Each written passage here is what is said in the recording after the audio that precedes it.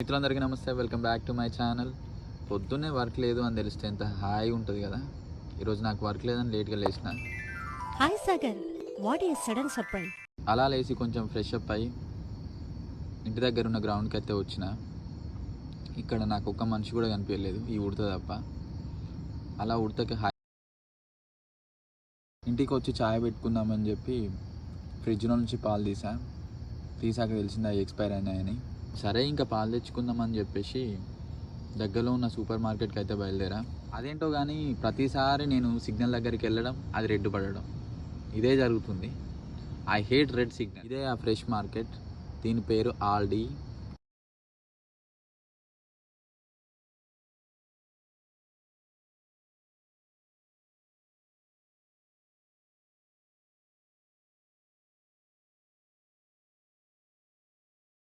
ఈ కుక్కను పట్టుకున్న అక్క కంటే కుక్కే బాగుంది నాకైతే.